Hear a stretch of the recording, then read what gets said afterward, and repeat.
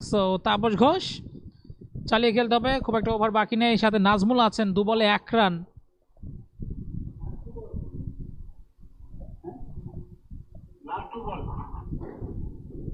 হৃদয় ভালো delivery, slower change of pace, আলতো করে ঠেলে দিয়েই 1টি রান।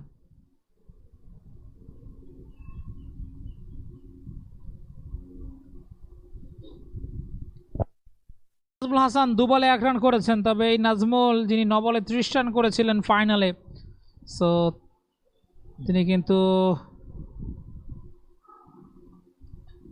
ঠিকভাবে খেলতে পারেনি, 1টি রান।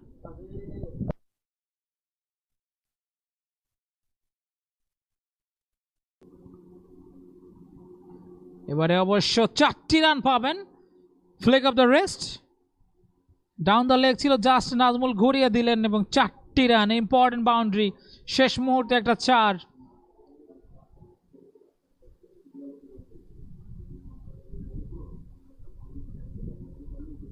দেখুন ফুলার লেন্থ, মূলত অ্যাটেম্প নিয়েছিলেন ইয়র্কার করবার, বাট স্লটেই পড়ে যায় অনেকটা। সো সেখান থেকে 4টি রান 1 বলে, অবশ্য 1 রান করেছেন তাপস ঘোষ, অপরদিকে 4 বলে 6 রান নাজমুল। ঠিকভাবে খেলতে পারেননি। এবার অবশ্য ওয়াইড ইয়র্কার প্রপারলি হয়েছে, 1টি রান।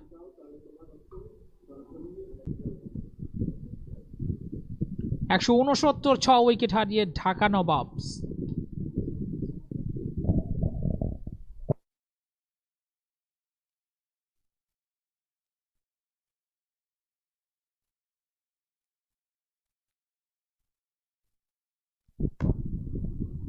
এবারে লফটেড শট, নাজমুল 6।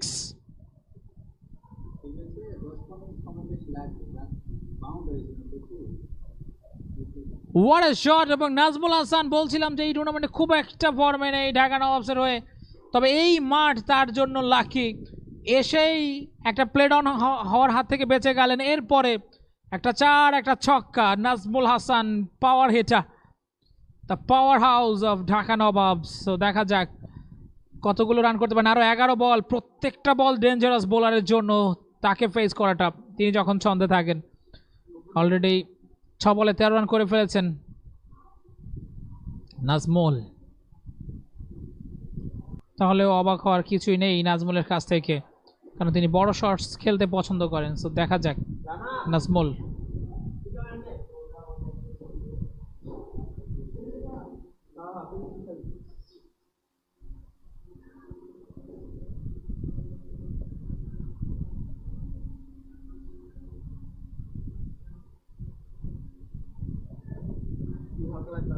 দুশো 1, 7 উইকেট হারিয়ে ইনিংসের শেষ বল ঢাকা নবাবস।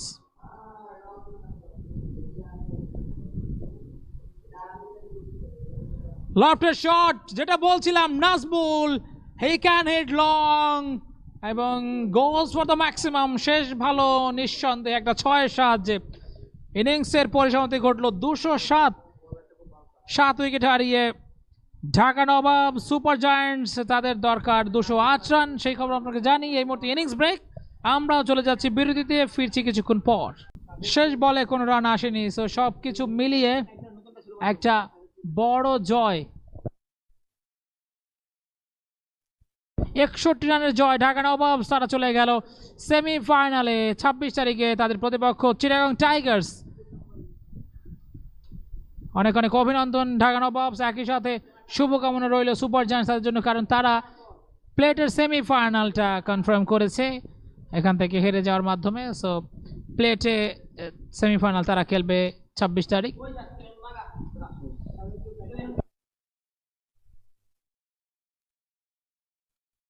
এবং আজকের তো এই দ্বিতীয় ম্যাচটা দিনে শেষ হয়ে গেল। সো আমরাও কমেন্ট্রি বক্স থেকে বিদায় নিচ্ছি।